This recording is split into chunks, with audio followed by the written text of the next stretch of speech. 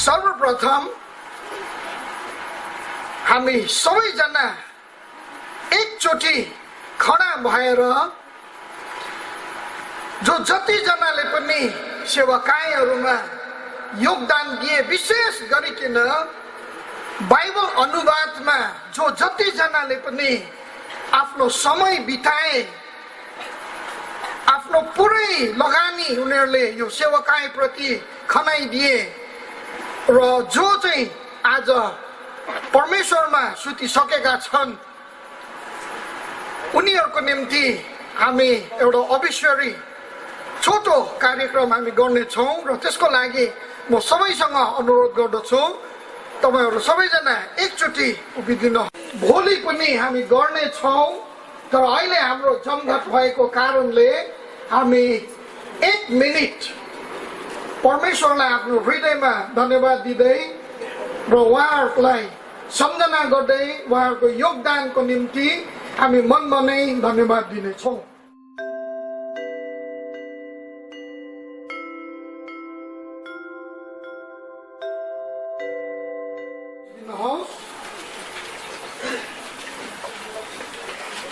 र मेरो समयलाई अघि बढाउनु भन्दा अघि विशेष गरिकन हामीले यही बाइबल अनुवादको शतवार्षिक समारोहको निम्ति एउटा भजन पनि तयार भएको छ र यो भजन हाम्रो क्वायर भाइ बहिनीहरूले गाइदिनु हुनेछ। आज र भोलिको दिनभित्रमा तपाईहरुले यो हाम्रो विशेष थीम सङ नै भनौं कि यस समारोहको यो भजनलाई तपाईहरुले पनि सिक्नुहोस् र सधैँभरि सेन्टेनरीमा हामीले सिकेको भजन भनेर हामी अरू ओकेजन्समा पनि गाउन सक्नेछौँ र म हाम्रो क्वायर भाइ बहिनीहरूलाई समय दिन्छु। सेन्टेनरीको हाम्रो थीम सङ उहाँहरूले प्रस्तुत गरिदिनु हुनेछ।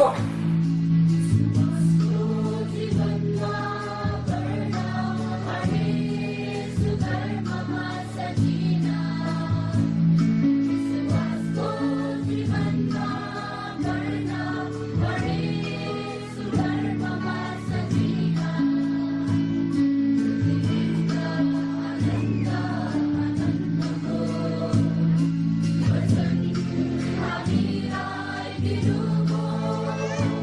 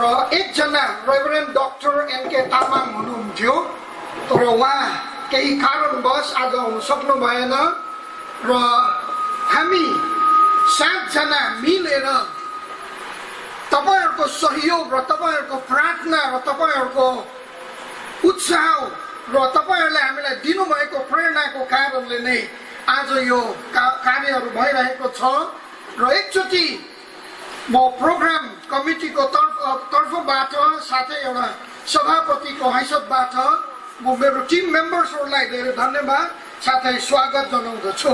हामी तालीको साथमा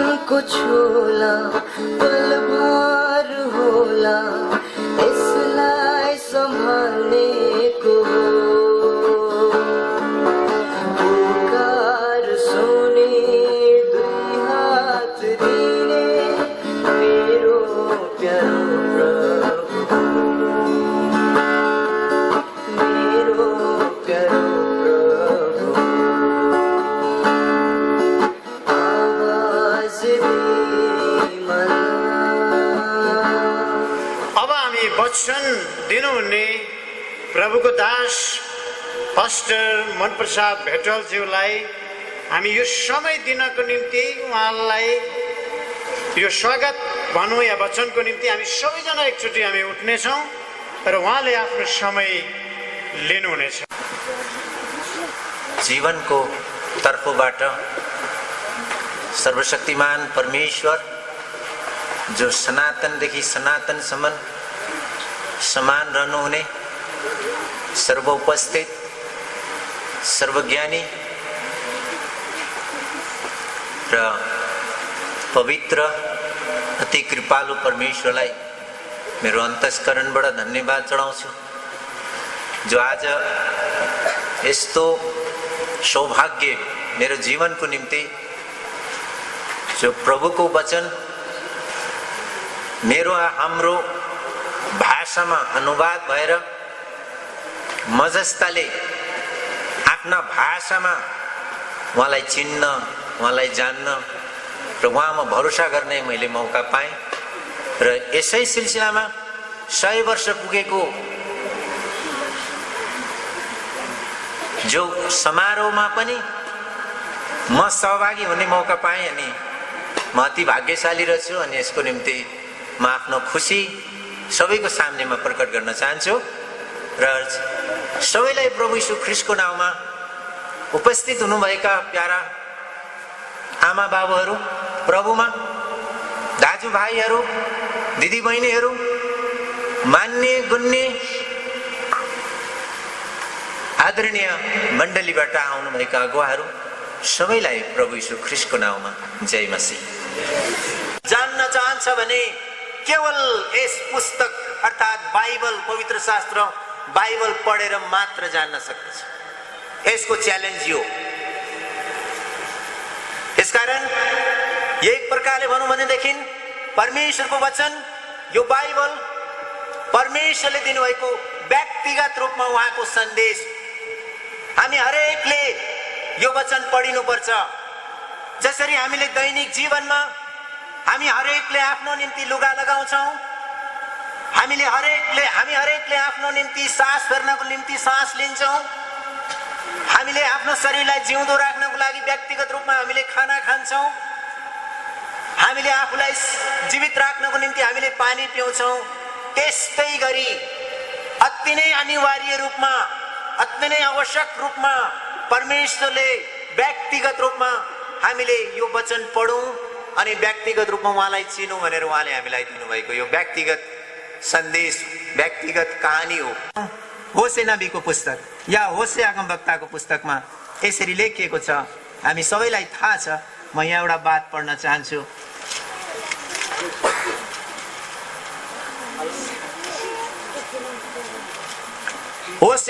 होसे अगमवक्ताको पुस्तकमा 4 अध्यायको 6 पदमा यसरी लेखिएको छ, मेरो प्रजा ज्ञानको कमीले गर्दा नष्ट भएका छन्। यसरी लेखिएको छ, मेरो प्रजा ज्ञानको कमीले गर्दा नष्ट भएका छन्। तिमीहरूले ज्ञानलाई इन्कार गरेका हुनाले म पनि तिमीहरूलाई मेरा पुजारी हुनदेखि इन्कार गर्नेछु। तिमीहरूले आफ्ना परमेश्वरको व्यवस्था गरेका हुनाले म पनि तिमीहरूका छोराछोरीको व्यवस्था गर्नेछु। यहाँ दुईटा कुरा भन्न चाहन्छु यस पदबाट। परमेश्वर भन्नुहुन्छ इस्राएललाई, मेरो प्रजा ज्ञानको कमीले गर्दा नष्ट भएको छ। यशायाको पुस्तक जब हामी 1 अध्यायको 3 पदतिर पढ्छौँ कि गधाले आफ्नो दाना खाने डुँड चिन्छ,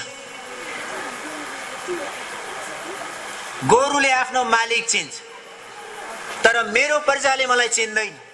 एउटा पुरानो नियममा इस्राएल जातिमा परमेश्वरको एउटा आफ्नो संवेदना, आफ्नो दुख उहाँले प्रकट गर्नुभयो आफ्नो प्रजाको माथि। मानिसले उहाँको ज्ञान पाएर पनि, उहाँको कुरा सुनेर पनि मानिसले इन्कार गर्न सक्दो रहेछ। अनि त्यसको उदाहरण हामी बाइबलमा भेट्छौँ। जब परमेश्वरले आदमलाई भन्नुभयो, हे आदम त्यो फल नखा, बाँकी जम्मै कुरा खा, हैन? हामीले त्यो कथा सुनेको छ। तर आदमले त्यो कुरा परमेश्वरको ज्ञानलाई इन्कार गरे।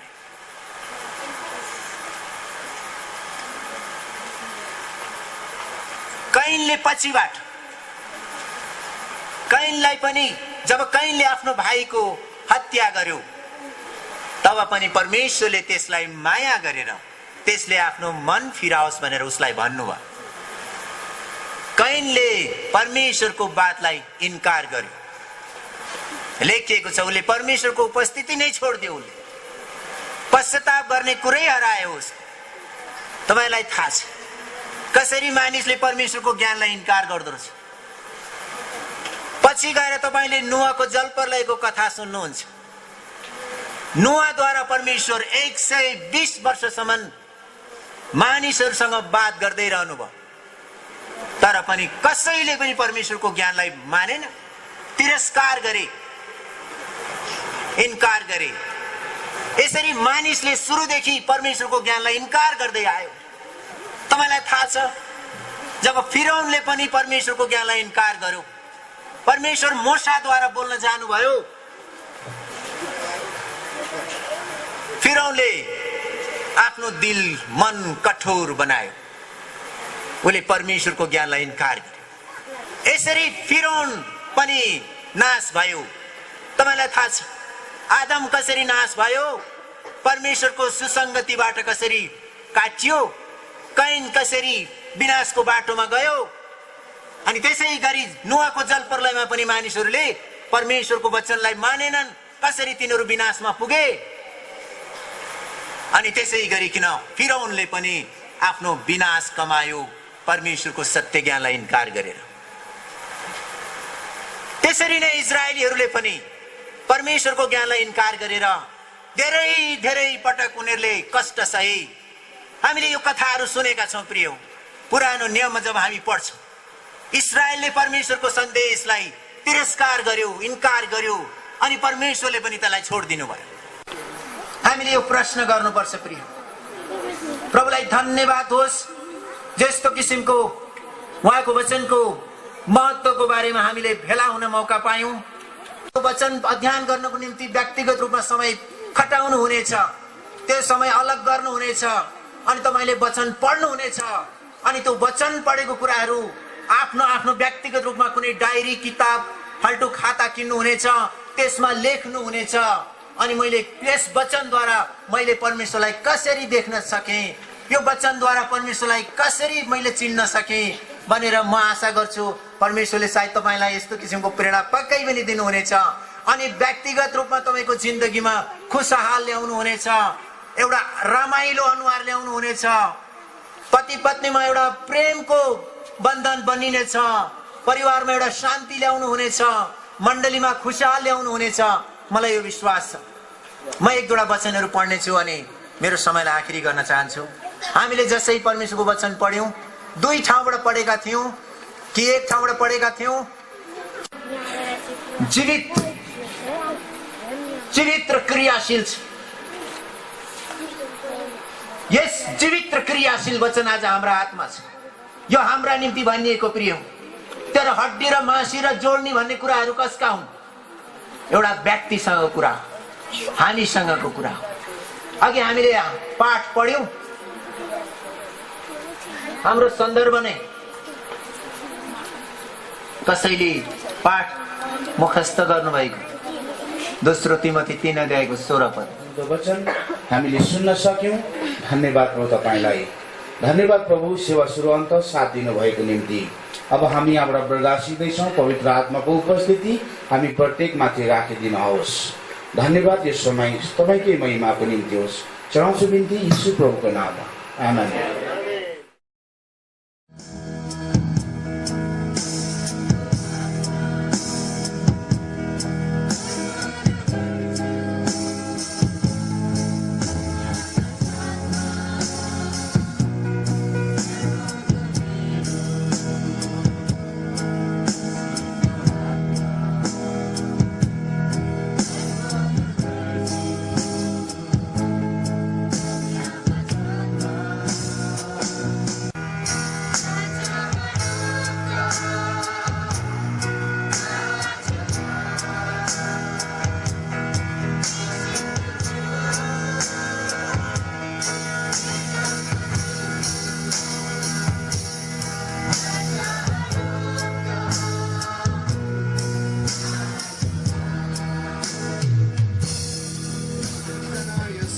भित्र प्रवेश गरिसक्यौं।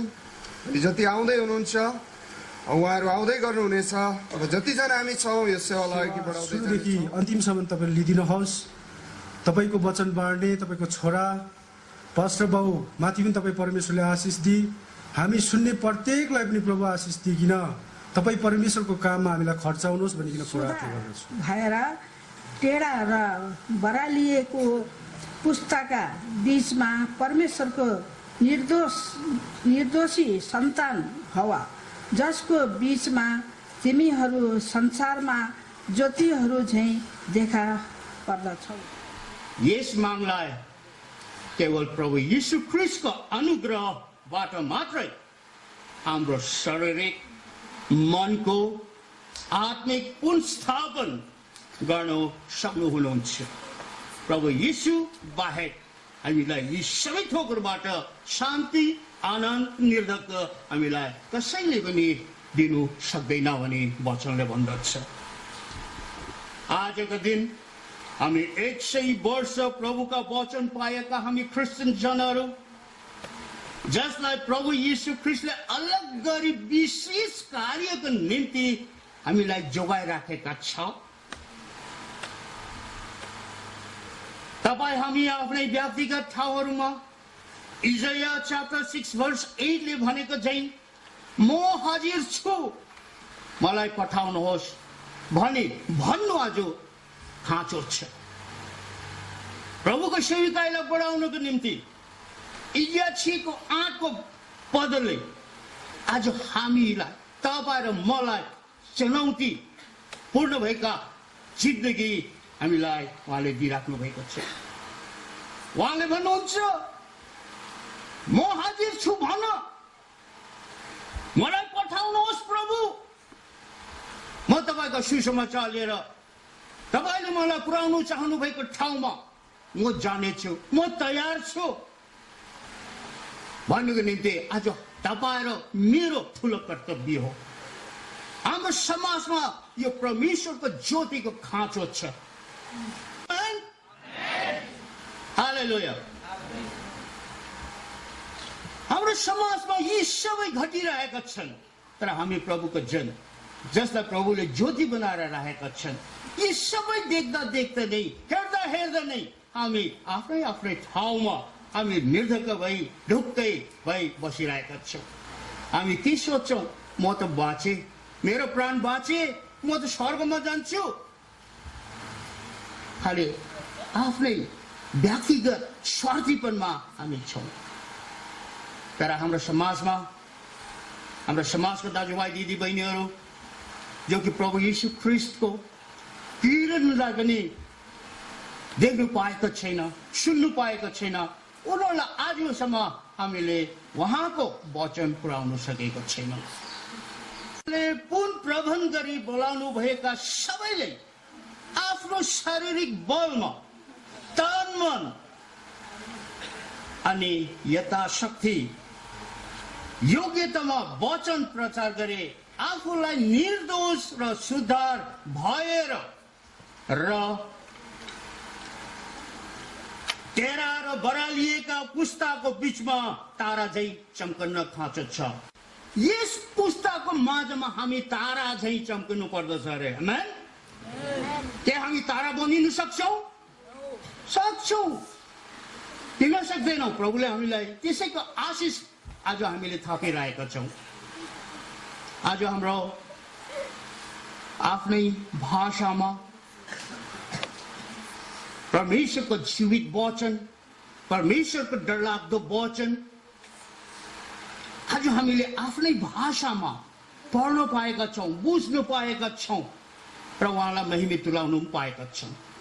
हाम्रो स्टेटमा कतिजना हाम्रा दाजुभाइ दिदी बहिनीहरूको आफ्नै भाषामा बाइबल लिखित नभएका धेरैजनाहरू छन्। धेरैले अब यस वचनलाई उल्टा गर्नुको निम्ति प्रयास गरिरहेका छन्। तर हामीलाई त हेर्नुहोस्, परमेश्वरले कति साह्रो माया गर्नुहुन्छ। हेर्नुहोस्, हामीलाई हाम्रो बाइबल उल्टा गरेका आजका दिनमा 100 वर्ष पुगेका छौँ। हामी भाग्यमानी छौँ है, भाग्यमानी छौँ। यस भाग्यमानितामा परमेश्वरले उहाँको प्रेम, उहाँको दया, उहाँको कृपा तपाईँ र म माथि कति दर्शाउनु भएको रहेछ आज हामी बुझ्न सकेका छौँ। हामी यसमा घमण्ड गर्नुपर्दछ। आज हाम्रो प्रभुलाई हामी घमण्ड गर्नु परेछ, किनभने प्रभु हाम्रो समाजमा जन्मिनु भएको 100 वर्ष पुगेको छ। आमेन।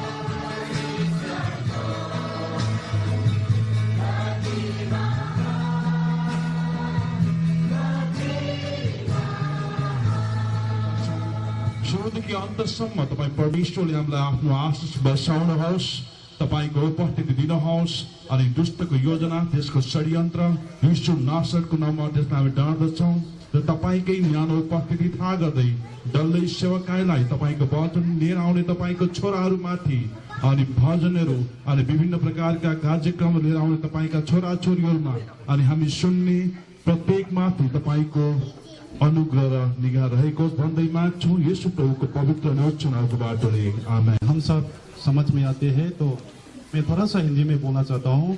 मुबारकबाद देने और हमारा शरीर प्रेजेंट करने के लिए यहाँ पे आए हैं हम आज।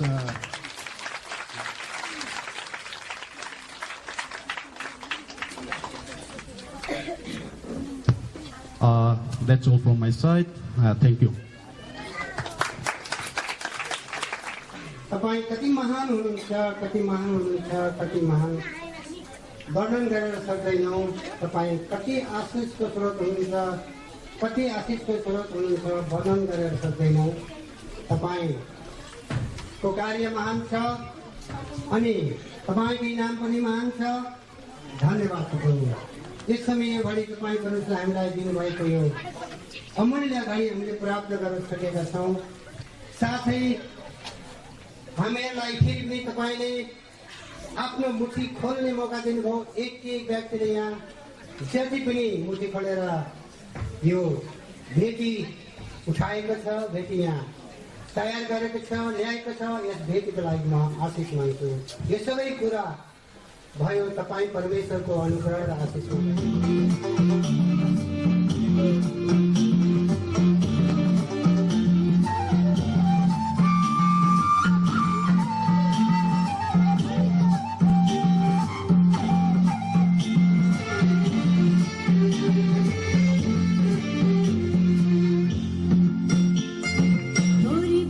तोरी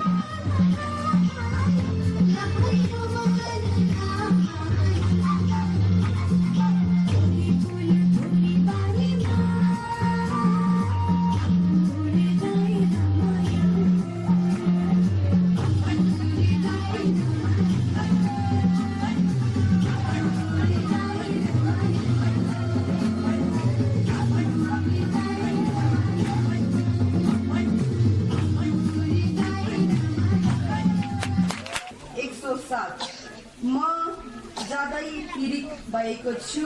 हे परम प्रभु, आफ्नो वचन अनुसार मेरो प्राणलाई सुरक्षित राखिदिनुहोस्।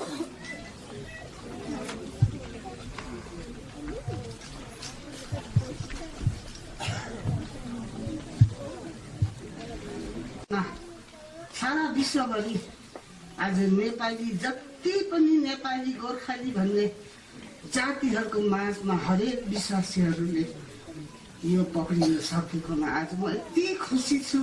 जुन दिन मैले यहाँनिर सेन्टिनल प्रोग्राम गर्छ अरे भनेको खबर सुने त्यो दिनदेखि मेरो हृदयमा त्यो खुसीको खबर कसलाई गएर बाँड्ने कसलाई सुनाउने भन्ने यति साह्रो साँच्ची नै म बयान गर्न सक्दिनँ। यसकारण आज एउटा सानो समय हुन त म केही पनि जान्दिनँ, तर पनि मैले पाएको आशिष मेरो जीवनमा सानो गरेर म भन्छु कति भएको तिनै प्रेमको स्पर्शले गर्दाखेरि आज म यसरी यो आजको सेन्टिनरीको यो दिन 100 सालको शताब्दीको दिन आज मैले देख्नु पाउँदा यो मेरो ठुलो सौभाग्य रहेछ। आज यो दिन देख्नु नपाउने कति हाम्रो दाजुभाइ दिदीबहिनीहरू सबै सुत्यो। चर्चमा पनि मैले त ल्याउनु बिर्सेछु आकुरीमा। तिमीहरू डाँडामा बसालिएका सहर हौ भन्ने एउटा प्रभुले उखान भन्नुभएको थियो।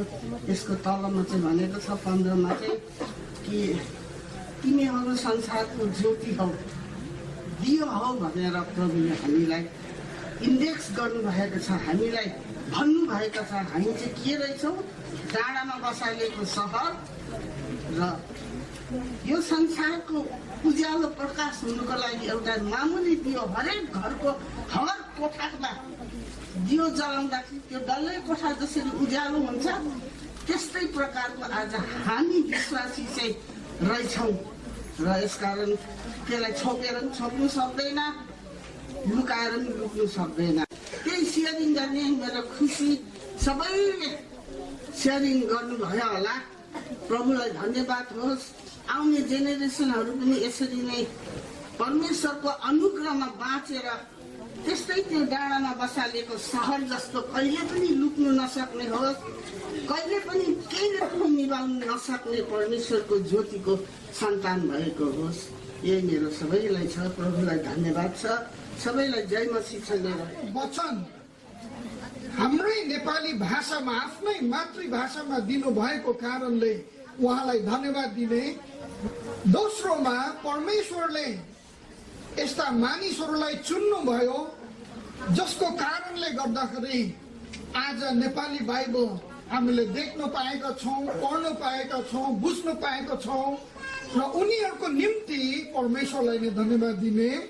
र तेस्रो विषय जो आज हाम्रो बिचमा वक्ताको रूपमा हुनुहुन्छ रेभरेन्ड दीपक ज्यू, उहाँले नै त्यो विषयमा बोल्नुहुनेछ र त्यो विषय चाहिँ हो बाइबलको विशेषता।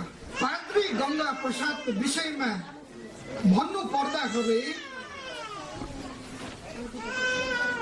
पाद्री गंगा प्रसाद उहाँ 1851 4 तारिक जुलाईमा जन्मिनु भएको हो र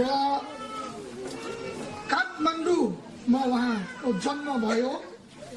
त्यसै गरिकन उहाँहरू काठमाडौँमा रहँदा, नेपालमा रहँदा राणा शासनकाल भएको कारणले देशमा धेरै नै अप्ठ्यारो परिस्थितिहरू आयो र त्यसै कारणले उनको दाजु प्रभु प्रधान भन्ने उहाँ पहिलो नेपालबाट निस्केर दार्जिलिङमा जानुभयो र पछिबाट आफ्नो सम्पूर्ण परिवार अथवा आमा बुबा भाइ बहिनीहरूलाई उहाँले बोलाउनु भयो।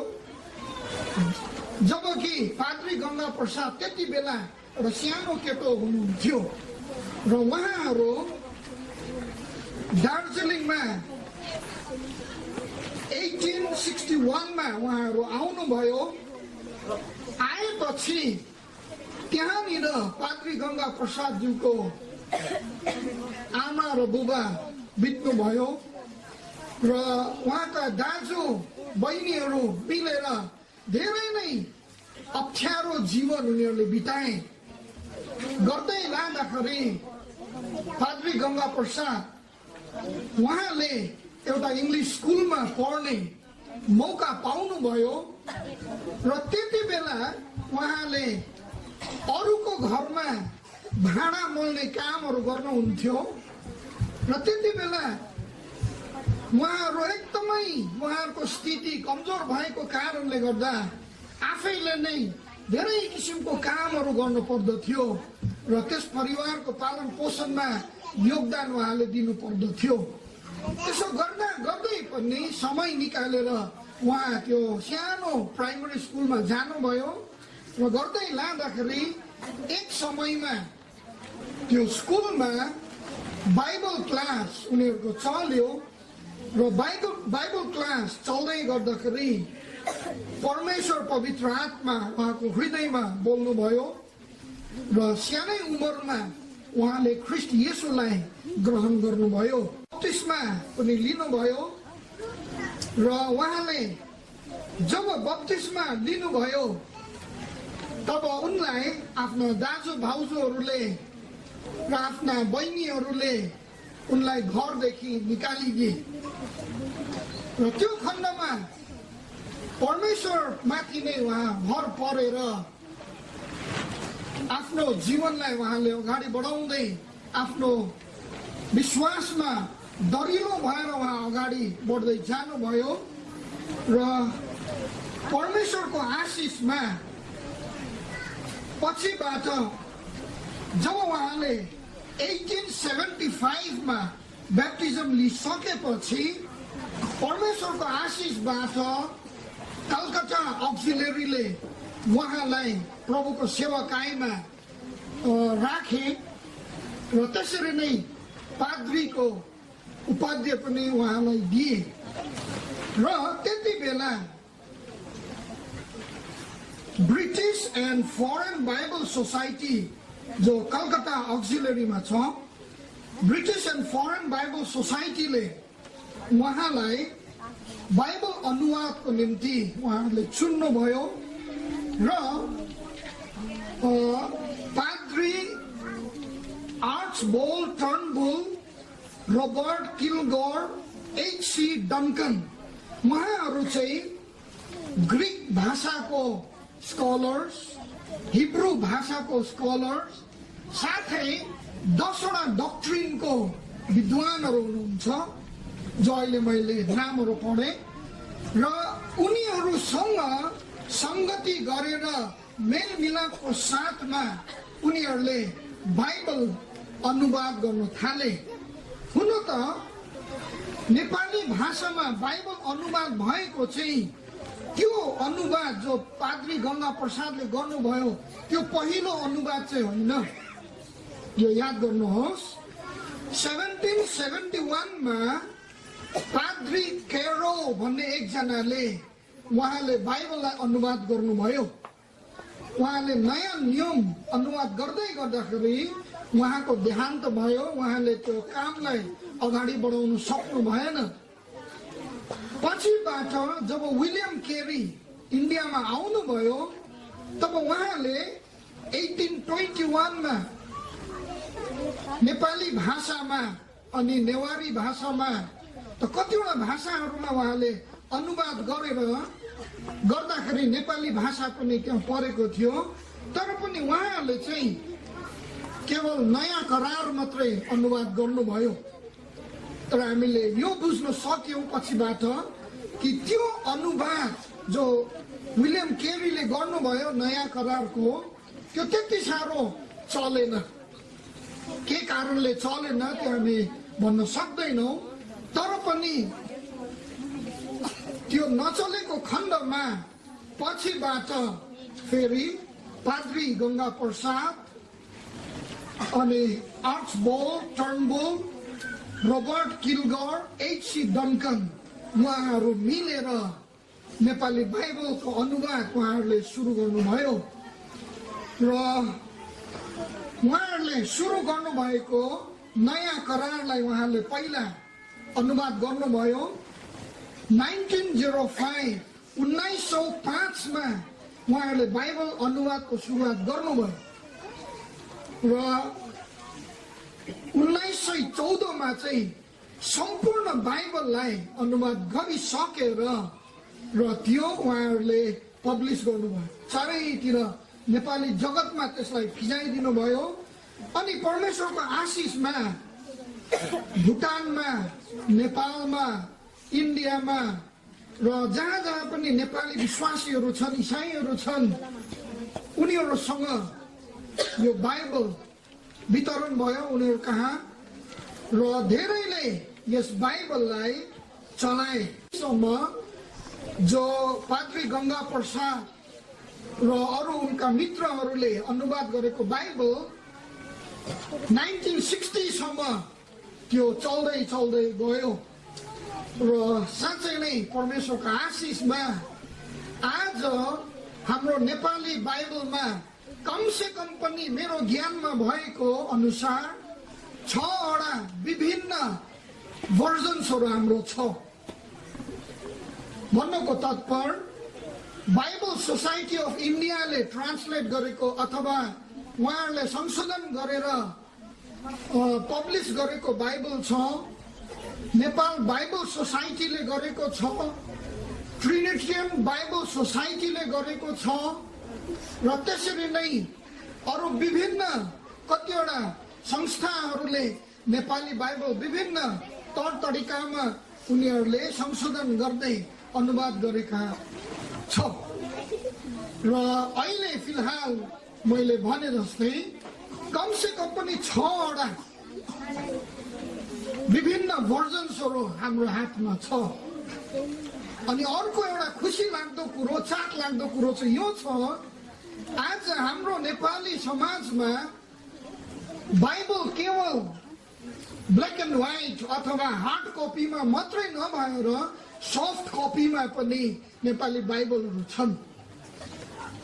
कम्प्युटरमा तपाईहरुले नेपाली बाइबल राख्न सक्नुहुन्छ, मोबाइलमा नेपाली बाइबल तपाईहरुले राख्न सक्नुहुन्छ, इलेक्ट्रोनिक्स बाइबलहरू आइसकेको छ।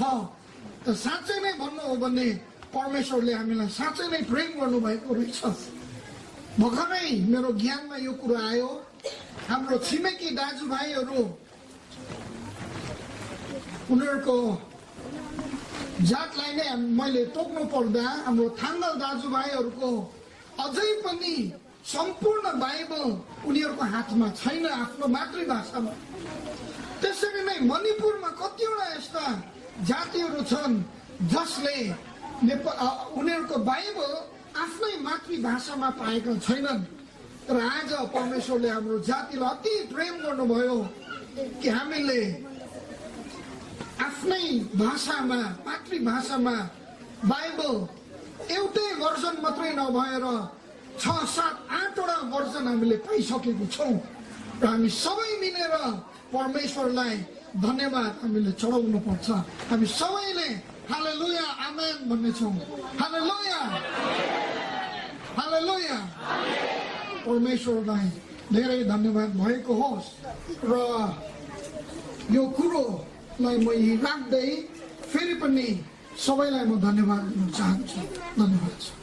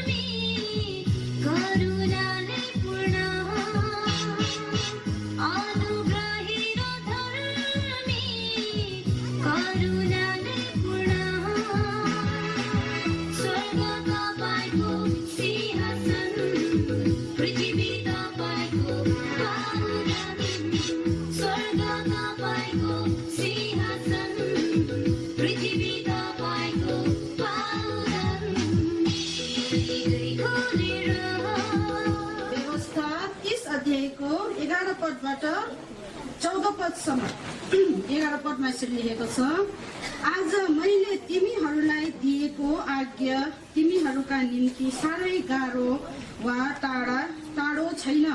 12 पद, हाम्रो निम्ति स्वर्गमा उक्लेर कसैले त्यो ल्याइदिएर हामीलाई बताइदिने र हामी त्यो पालन गरौँ भन्ने तिमीहरूले भन्नु पर्दैन, किनभने त्यो स्वर्गमा छैन।